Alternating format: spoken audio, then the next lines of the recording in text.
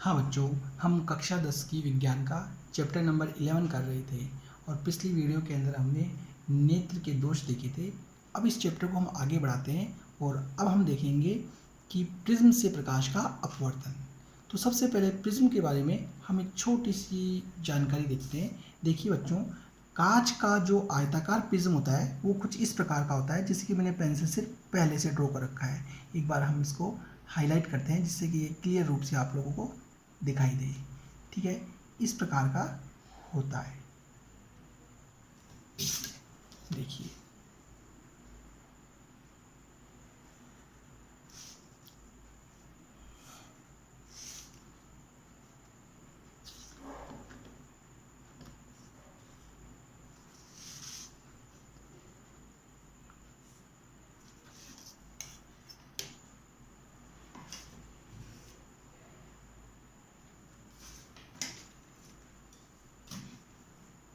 देखिए बच्चों, ये कांच का आयताकार प्रिज्म इस प्रकार का होता है। इस प्रिज्म में यहाँ आपको एक त्रिभुजाकार सतह दिखाई दे रही है, ऐसी ही सतह पीछे की ओर होती है। तो इस प्रिज्म के अंदर दो सतह त्रिभुजाकार होती है, त्रिभुजाकार होती है, ठीक है, करेक्ट। और तीन सतह आयताकार होती हैं, आयताकार होती है,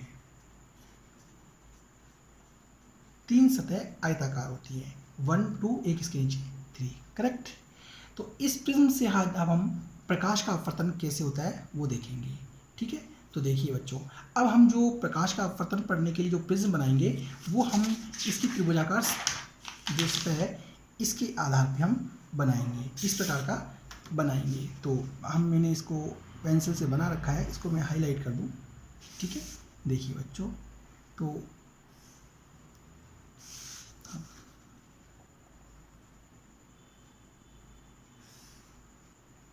देखिए बच्चों, ये एक कांच का त्रिभुजाकार का प्रिज्म है।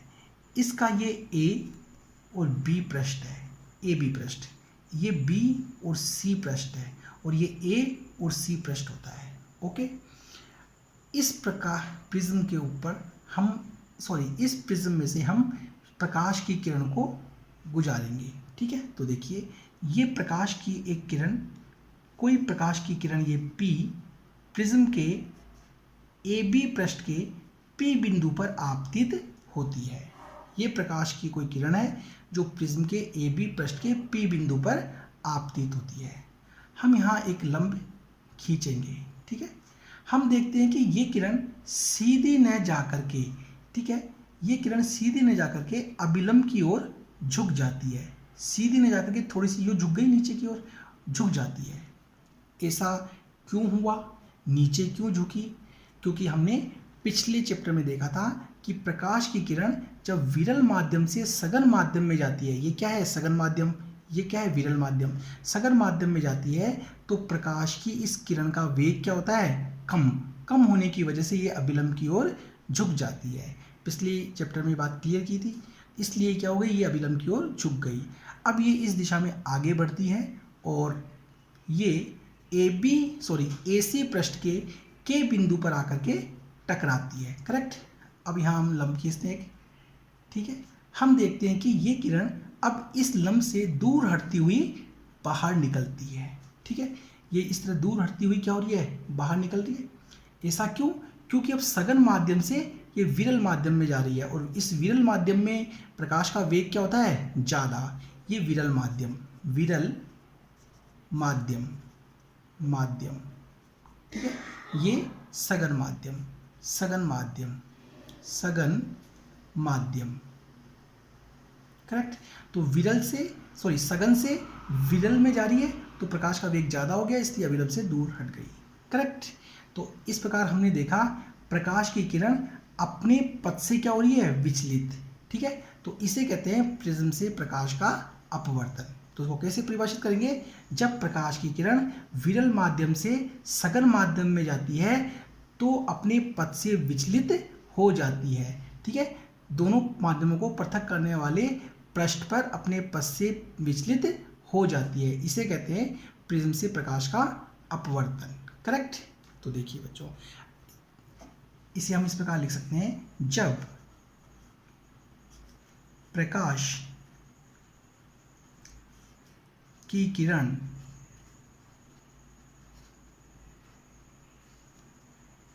प्रिज्म से गुजरती है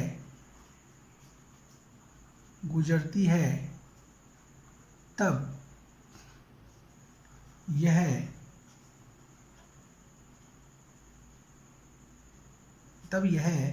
दोनों माध्यमों को पृथक करने वाले तल पर अपने पथ से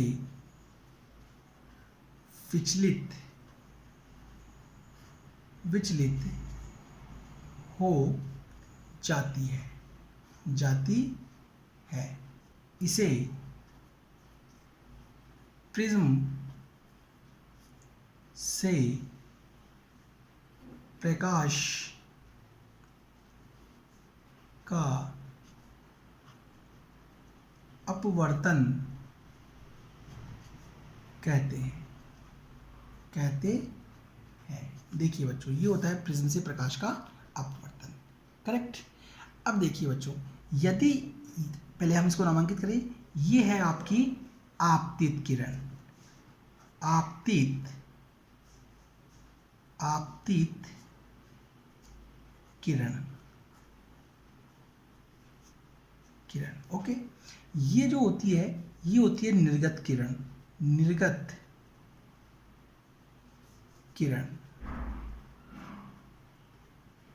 करेक्ट। कि यहां से यहां तक की जो होती है, ये होती है आपकी अपवर्तित किरण।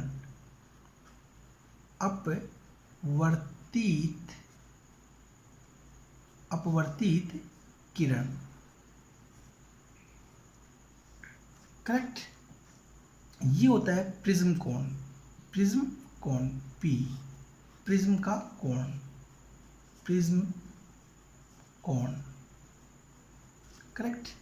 देखिए बच्चों, ये अभिलंब, ये आपतित किरण और ये अभिलंब, इसके बीच में जो ये कोण बनता है, इसको हम कहते हैं आपतन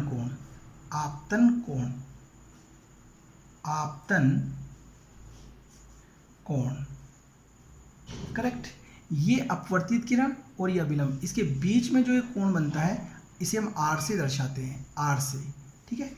इसका नाम होता है अपवर्तन कोण।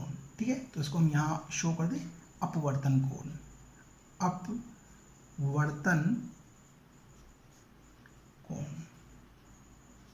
करेक्ट। देखिए बच्चों, ये इसके प्रिज्म को जब प्रकाश की किरण गुजरती है तो नामांकित हम इस प्रकार करते हैं। हाँ बच्चों, अब देखिए, ये जो निर्गत किरण है, यदि इस निर्गत किरण को मैं पीछे की तरफ बढ़ाऊं तो ये किरण इस आपतित किरण को एक पॉइंट पर क्रॉस करेगी। जैसे कि मैं अगर इस किरण को पीछे की तरफ बढ़ाता हूं, ठीक है, तो ये निर्गत किरण इस आपतित किरण को इस बिंदु पर क्या कर रही है, क्रॉस कर रही है। तो ये दोनों किरणें जो इस बिंदु पर क्रॉस करती है, तो यहाँ पे एक कोण बनता है। ठीक है, इस कोण को हम D से दर्शाते हैं। ठीक है, ये कोण होता है विचलन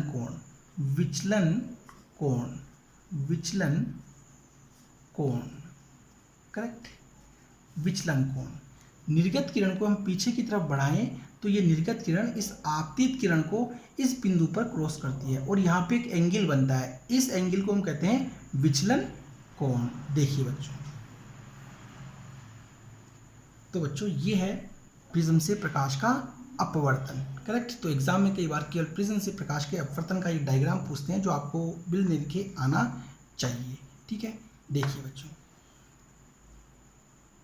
हाँ बच्चों, अब हम यहाँ एक इम्पोर्टेंट चीज़ देखेंगे। देखिए, हमने पिछले चैप्टर में कांच की इस स्लेब से प्रकाश का अपवर्तन देखा था। हमने देखा था कि प्रकाश की एक किरण आती है, ठीक है, ये गई, ये अब सीधी न जा कर के अभिलंब की तरफ मुड़ जाती है, ठीक है, और फिर ये आगे जाती है, और फिर हम यहाँ लंब खींचते हैं तो हम देखते हैं ये फिर अभिलंब से दूर हटती हुई बाहर निकलती है। करेक्ट। यहाँ पे इस प्रकार का प्रकाश का अपवर्तन हुआ, ठीक है। और यहाँ पर अभी हमने प्रिज्म में हमने देखा कि प्रिज्म से ये प्रकाश की किरण आती है, ठीक है, और ये किरण सीधी न जा कर के हमने लंब खींचा, ये इस दिशा में मुड़ी, और फिर इस यहाँ पे लंब खींचा, और ये अभिलंब से दूर हटती हुई ये बाहर निकल गई। करेक्ट। तो दोनों में क्या डिफरेंस है, ठीक है, ये पता करना है। तो देखिए बच्चों, ये कौन सी किरण है? आपतित किरण। इस आपतित किरण को मैंने पीछे की तरफ बढ़ाया। करेक्ट। ये कौन सी किरण? निर्गत किरण। इस निर्गत किरण को मैंने पीछे की तरफ बढ़ाया। करेक्ट। तो हम यहाँ देख रहे हैं ये आपतित किरण, आपतित किरण, और ये निर्गत किरण, निर्गत किरण, ठीक है। दोनों क्या है? एक दूसरे के समांतर। ये थोड़ा रफली है इसलिए समांतर नहीं दिख रही, वरना ये समांतर होती हैं। तो दोनों किरणें कैसी होती हैं? समांतर। तो हम कह सकते हैं कि जब कांच की सिल्ली से प्रकाश की किरण गुजरती है तो आपतित किरण और निर्गत किरण दोनों एक दूसरे के क्या होती हैं? समांतर होती हैं। लेकिन प्रिज्म के अंदर ये आपतित किरण, ठीक है, और निर्गत किरण को हम पीछे की तरफ बढ़ाते हैं तो ये दोनों एक दूसरे के समांतर नहीं होती, ठीक है। तो इसमें प्रिज्म से जब प्रकाश की किरण जाती है तो आपतित किरण और निर्गत किरण समांतर नहीं होती, जबकि इसमें आपतित किरण और निर्गत किरण क्या होती है? समांतर होती है। ये दोनों में एक खास इंपॉर्टेंट डिफरेंस है। देखिए बच्चों, अब प्रश्न आता है कि ये दोनों किरणें इसमें समांतर हैं, इसमें समांतर नहीं है, ऐसा क्यों? तो देखिए इसका रीज़न, क्योंकि कांच की जो स्लेब होती है, इस स्लेब की ये 4 साइडें होती हैं, 1 2 3 4। ये दोनों साइडें आमने सामने की दोनों साइडें क्या हैं? समानांतर हैं। ये दोनों आमने सामने की साइडें क्या हैं? एक दूसरे के समानांतर हैं। मतलब कांच की स्लेब में आमने सामने की जो साइडें होती हैं वो एक दूसरे के समांतर होती हैं, इसलिए ये आपतित और निर्गत किरण क्या हैं? एक दूसरे के समांतर हैं। जबकि इसमें आमने सामने की साइडें समांतर नहीं होती, जैसे ये इसके समांतर नहीं है, ये इसके समांतर नहीं है। आमने सामने की साइडें समांतर न होने की वजह से आपतित किरण और ये निर्गत किरण एक दूसरे के समांतर नहीं होती। देखिए बच्चों, तो हम इसको ऐसे लिख सकते हैं कि कांच की स्लेब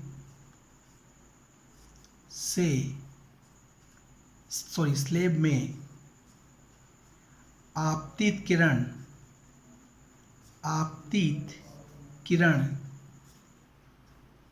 व निर्गत किरण एक दूसरे के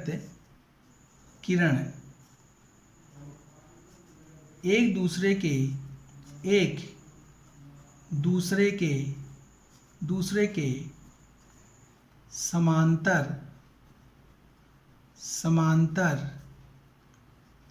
होती है, क्योंकि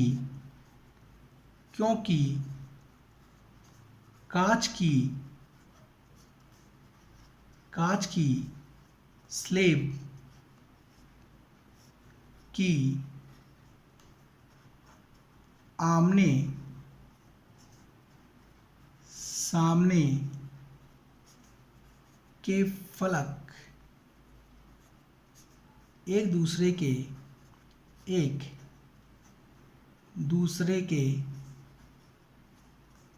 समांतर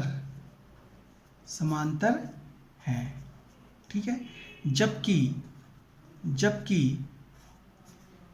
प्रिज्म में आमने सामने के फलक समांतर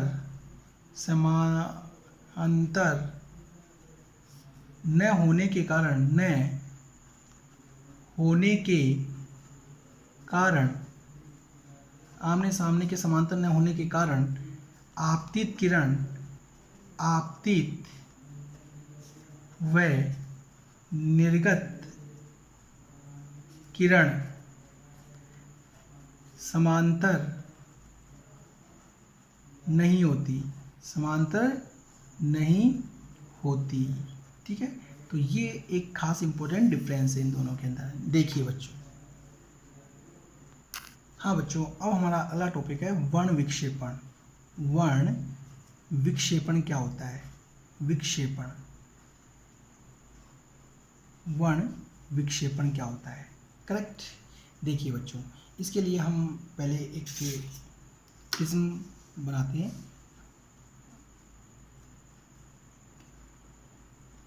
देखिए बच्चों,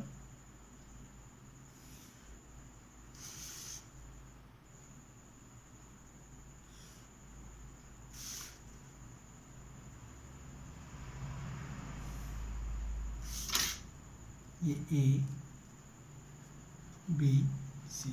देखिए बच्चों, ये एक प्रिज्म है। करेक्ट। इस प्रिज्म के ऊपर हमने एक श्वेत प्रकाश की किरण को इसके ऊपर इसमें से प्रवेश करवाया। करेक्ट। श्वेत प्रकाश की किरण, ये है आपकी श्वेत प्रकाश की किरण। ठीक है, ये श्वेत प्रकाश की किरण है। इसे हमने इस प्रिज्म में से, प्रिज्म के ऊपर से प्रवेश करवाया।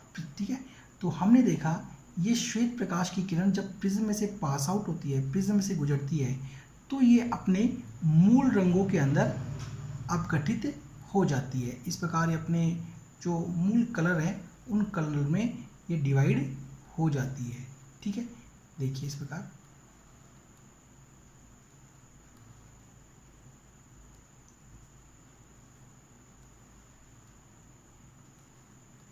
ठीक है, इस प्रकार श्वेत रंग की प्रकाश की किरण को जब हम प्रिज्म के में से गुजारते हैं तो ये श्वेत जो रंग की किरण होती है ये अपने 7 मूल रंगों में विभाजित हो जाती है। करेक्ट। इस प्रकार श्वेत प्रकाश की किरण का मूल रंगों में विभाजित होना वर्ण विक्षेपण कहलाता है। करेक्ट। तो कैसे परिभाषित करेंगे, ध्यान से देखिए। जब श्वेत प्रकाश की किरण को प्रिज्म में से गुजारते हैं तो श्वेत प्रकाश की किरण अपने मूल रंगों में अपघटित हो जाती है। इसको कहते हैं हम वर्ण विक्षेपण, प्रिज्म से वर्ण विक्षेपण। करेक्ट। तो इसकी परिभाषा में लिखिए प्रिज्म से वर्ण विक्षेपण। देखिए बच्चों, जब श्वेत प्रकाश की किरण को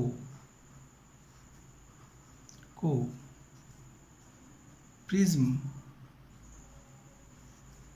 में से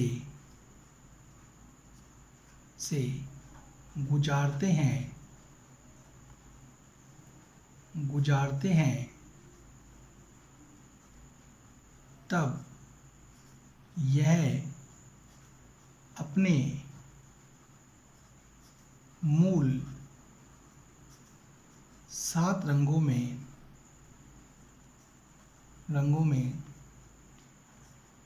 विभाजित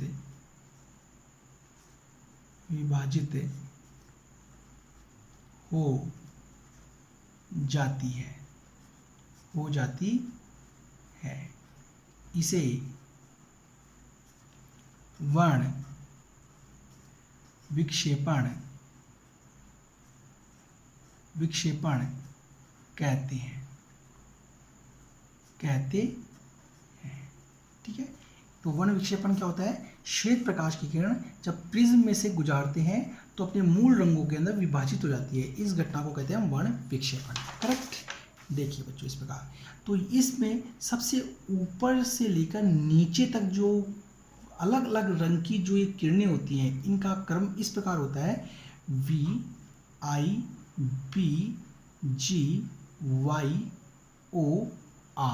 correct. Violet, indigo, blue, green, yellow, orange और रेड। इसको हम एक बार यहाँ लिख देते हैं VIBGYOR। BGYOR, red, orange, yellow, green, blue, indigo, violet. ठीक है, हमेशा यही क्रम रहेगा, क्रम कभी चेंज नहीं होता। करेक्ट। तो इस प्रकार जो ये अलग अलग रंगों की प्रकाश की किरणें गुजरती हैं और हमें ये एक पट्टी सी जो ये प्राप्त होती है, इस पट्टी को कहते हैं हम स्पेक्ट्रम। स्पेक्ट्रम।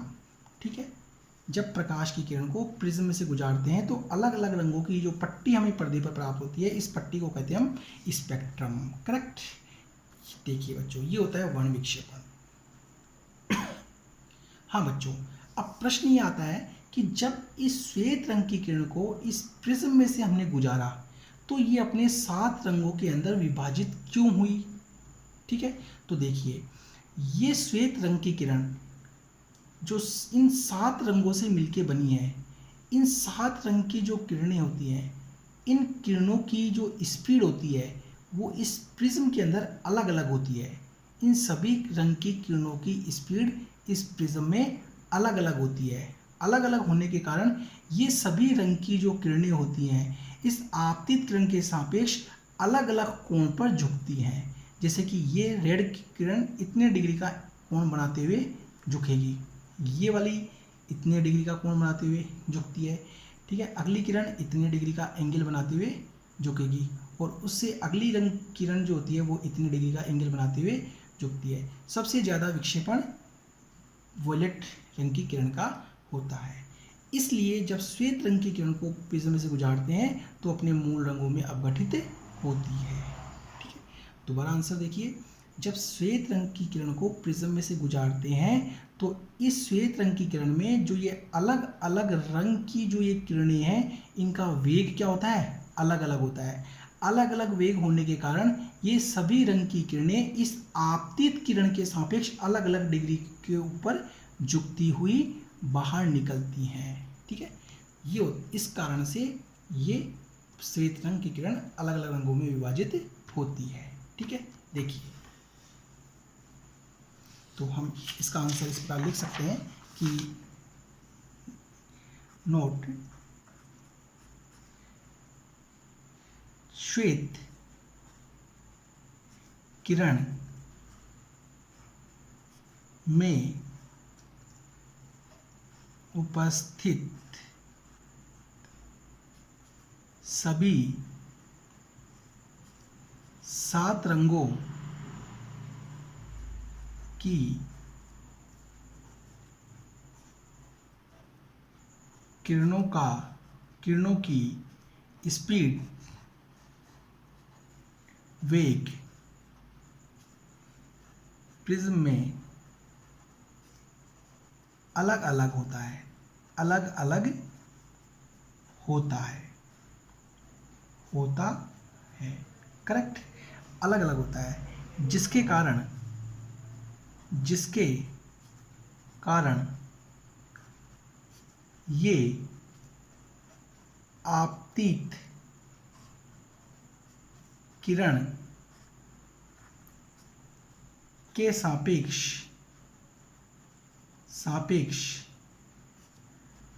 अलग अलग कोणों पर विचलित होती है। ठीक है, इस कारण श्वेत किरण 7 रंगों में विभाजित होती है।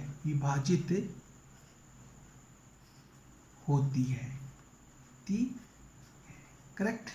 तो बच्चों, एग्जाम में कई बार प्रश्न पूछा जाता है कि श्वेत किरण जो होती है वो 7 रंगों में विभाजित क्यों होती है। उसका रीज़न ये है कि जो 7 रंगों की जो किरणें होती हैं उनकी स्पीड जो होती है प्रिज्म में अलग अलग होती है। इसके कारण आपतित किरण के सापेक्ष ये अलग अलग कोणों पर विचलित होती हैं, झुकती हैं और बाहर निकलती हैं। करेक्ट। देखिए बच्चों, तो हम यहाँ कह सकते हैं कि फर्स्ट पॉइंट, सेकंड पॉइंट, बैंगनी रंग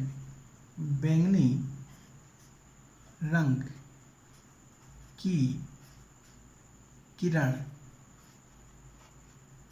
बैंगनी रंग की किरण अधिक कोण पर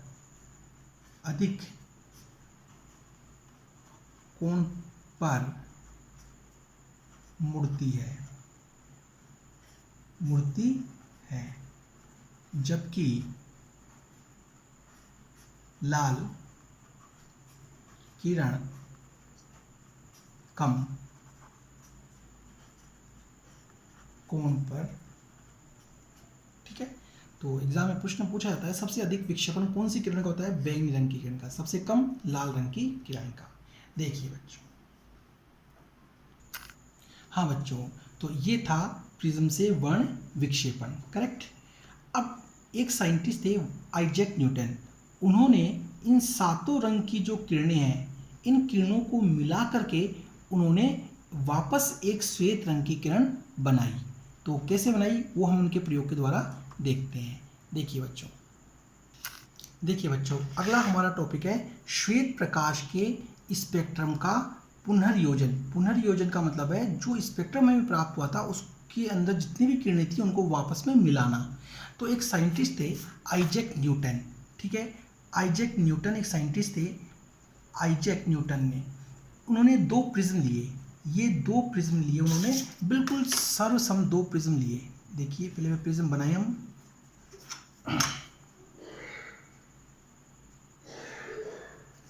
इस प्रकार उन्होंने दो समान प्रिज्म जो हर तरह से क्या हों, बिल्कुल समान थे, ठीक है, जिनकी भुजाएं कोण सब आपस में इक्वल थी।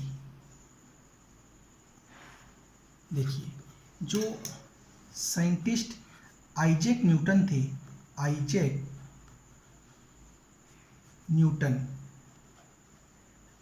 न्यूटन जो साइंटिस्ट था उसने ये दो प्रिज्म लिए जो बिल्कुल सर्वसम थे, ने सर्व सम प्रिज्म लिए, ठीक है। आइजैक न्यूटन ने दो सर्वसम प्रिज्म लिए, जैसा कि आप देख रहे हैं। इन दोनों प्रिज्मों में एक प्रिज्म को पहले वाले प्रिज्म के सापेक्ष उल्टा करके रखा, जैसा कि आप देख रहे हैं। तो हम यहां लिख सकते हैं दूसरे प्रिज्म को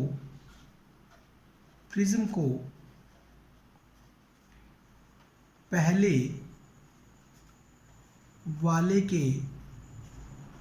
वाले के सापेक्ष उल्टा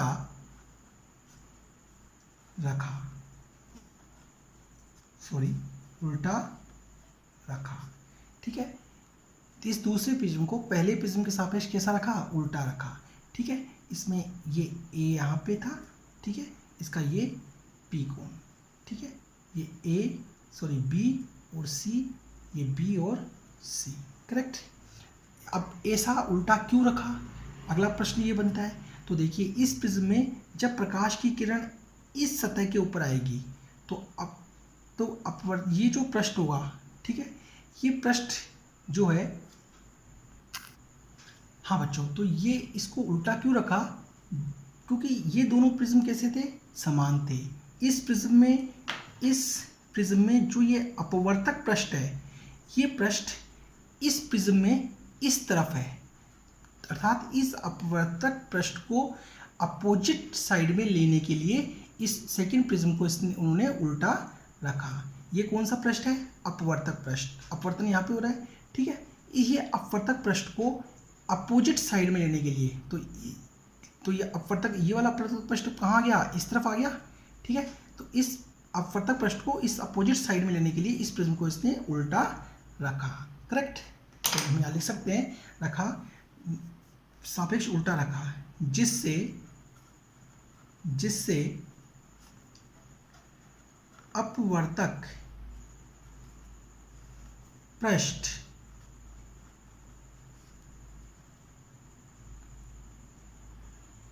उल्टी साइड में आ जाए, उल्टी तरफ आ जाए, अपोजिट डायरेक्शन में अपोजिट आ जाए, करेक्ट। अब इन्होंने क्या किया, इस प्रिज्म में प्रकाश की एक किरण को इन्होंने प्रवेश करवाया, करेक्ट, श्वेत प्रकाश की किरण को प्रवेश करवाया। ये प्रकाश की किरण अपने मूल रंगों में इस प्रकार विभाजित हो गई। तो बच्चों यहाँ हम 7 रंग की किरणों को ने दिखा करके सबसे पहली और सबसे लास्ट की किरण को हम यहाँ शो कर रहे हैं। तो ये सबसे हमारी हो गई रेड किरण और ये हो गई हमारी वॉयलेट किरण। अब ये किरणें दोनों इस दूसरे प्रिज्म के इस पृष्ठ के ऊपर आपतित हुई, ठीक है, दोनों किरणें इस प्रिज्म के इस पृष्ठ पर पी पृष्ठ पर आपतित हुई। अब इस पृष्ठ से ये दोनों किरणें ये सभी किरणें आपस में मर्ज होती हुई एक श्वेत किरण के रूप में बाहर निकली, ऐसा आइजैक न्यूटन ने देखा, ठीक है। आइजैक न्यूटन ने क्या किया कि श्वेत किरण को, ये प्रकाश की जो श्वेत किरण थी, इसे प्रथम प्रिज्म से पास आउट करवाया, ठीक है, इससे निकाला। तो ये श्वेत रंग की किरण अपने 7 रंगों में विभाजित हो गई, करेक्ट। अब इस स्पेक्ट्रम को इसने दूसरे प्रिज्म से जो उल्टा रखा हुआ था उसके ऊपर आपतित किया, ठीक है। ये किरणें इसके पृष्ठ पर आपतित हुई और इस प्रिज्म से जब ये बाहर निकली तो उन्होंने एक श्वेत प्रकाश की किरण के रूप में इनको बाहर निकलते हुए देखा। तो इस प्रयोग से ये साबित होता है कि श्वेत प्रकाश 7 रंग की किरणों से मिलकर बना है, या 7 रंग की किरणें आपस में मिलकर श्वेत प्रकाश की किरण को बनाती हैं। देखिए बच्चों, तो हम यहाँ कह सकते हैं पहले प्रिज्म के स्पेक्ट्रम को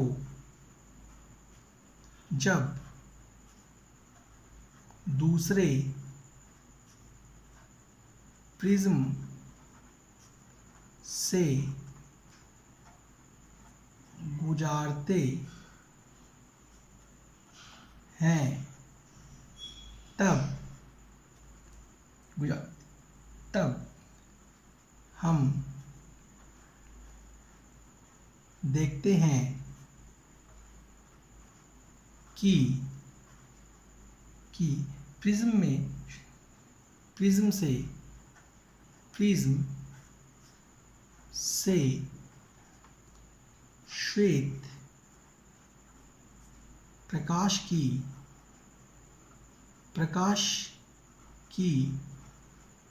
प्रकाश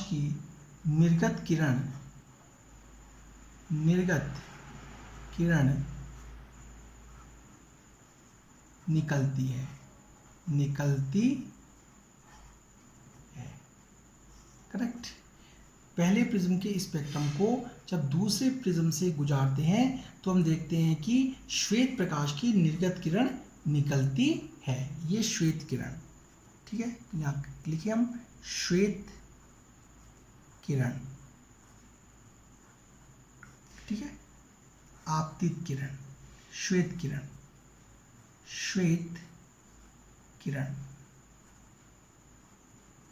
ठीक है। तो ये था आइजैक न्यूटन का प्रयोग, ठीक है।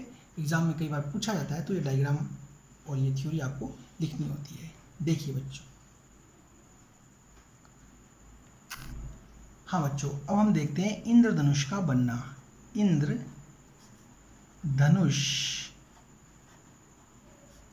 का बनना, ठीक है। तो सबसे पहले हम एक डायग्राम ड्रॉ करते हैं, पहले उसको पेंसिल से करेंगे जिससे गलत हो तो हम उसको सही कर सकें। देखिए बच्चों,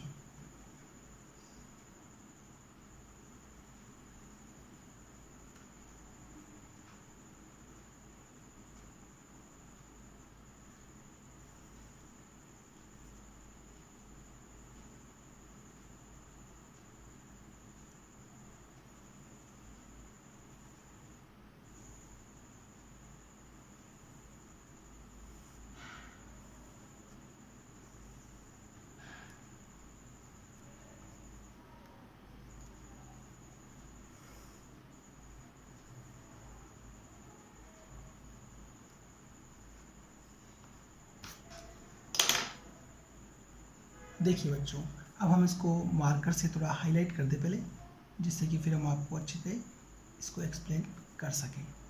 देखिए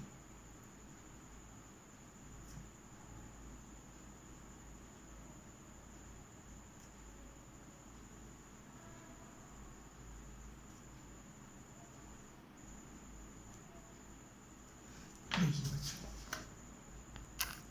देखिए बच्चों, ये एक पानी की बूंद है, पानी की बूंद, पानी की बूंद,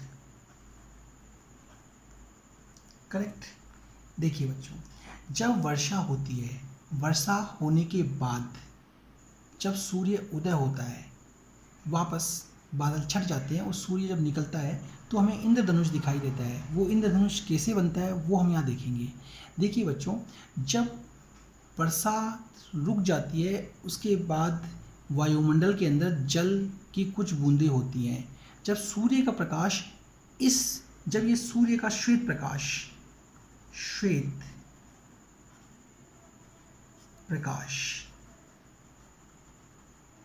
देखिए बच्चों, जब ये श्वेत प्रकाश की किरण वायुमंडल के अंदर जो ये जल की जो ये बूंद है, पानी की बूंद है, इस पानी की बूंद के ऊपर जब आकर के गिरता है तो जैसे इस पृष्ठ के ऊपर आके गिरेगा, यहाँ पे दो घटनाएं होती हैं। इस पृष्ठ पे दो घटनाएं घटती हैं।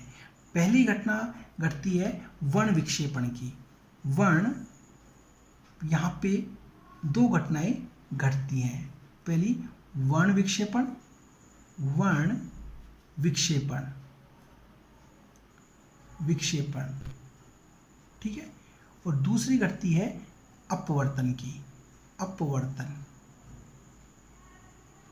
अपवर्तन की। यहां पर दो घटनाएं घटती हैं, वर्ण विक्षेपण और अपवर्तन। अपवर्तन के कारण प्रकाश की किरण सीधी न जाकर के और मुड़ जाती है, करेक्ट। और वर्ण विक्षेपण, यहाँ पे ये जो श्वेत रंग की किरण जैसे ही ये अंदर इंटर करती है तो ये अपने 7 रंगों में विभाजित हो जाती है। यहाँ हमने सबसे ऊपर की और सबसे लास्ट की किरण को शो किया है, रेड किरण और वॉयलेट रंग की किरण, ठीक है। तो ये जैसे ही श्वेत प्रकाश की किरण इस जल की बूंद के इस पृष्ठ पे आती है तो ये अपवर्तन के कारण नीचे की ओर झुक जाती है, सीधी न जाकर के, और वर्ण विक्षेपण के कारण ये 7 रंगों में बट जाती है। अर्थात ये 7 रंग की किरणों का क्या होता है, अपवर्तन होता है। ये 7 रंग की किरणें अपने पथ से विचलित हो जाती हैं और ये आगे गति करती हुई इस बूंद की इस सतह पर जाके टकराती हैं। यहाँ पर टकराने के बाद इन सभी किरणों का, इन 7 रंग की किरणों का आंतरिक परावर्तन होता है। आंतरिक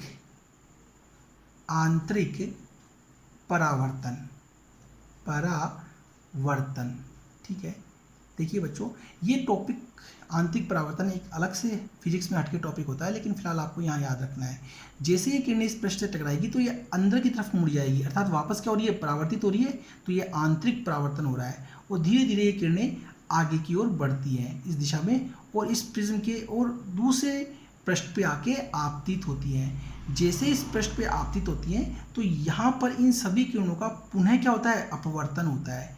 पुनः अपवर्तन होता है, अपवर्तन, ठीक है। इन सभी किरणों का पुनः अपवर्तन होता है। ये सभी 7 रंग की किरणें ये पृथ्वी पर उपस्थित प्रेक्षक की आंखों तक पहुंचती हैं और जब ये 7 रंग की किरणें प्रेक्षक की आंखों तक पहुंचती हैं तो यहाँ 7 रंग की किरणों का इंद्रधनुष उसको दिखाई देता है। तो इस प्रकार पृथ्वी पर उपस्थित व्यक्ति को इंद्रधनुष दिखाई देता है। देखिए बच्चों, तो बच्चों हम यहाँ कह सकते हैं कि पूरी घटना में, पूरी इस घटना के अंदर एक बार अपवर्तन यहाँ हुआ, एक बार अपवर्तन यहाँ हुआ, तो इसमें दो बार अपवर्तन होता है, अपवर्तन, ठीक है, कोमा। इसके बाद एक बार वर्ण विक्षेपण होता है। वर्ण विक्षेपण की घटना केवल यहाँ पे होती है, तो एक बार वर्ण विक्षेपण,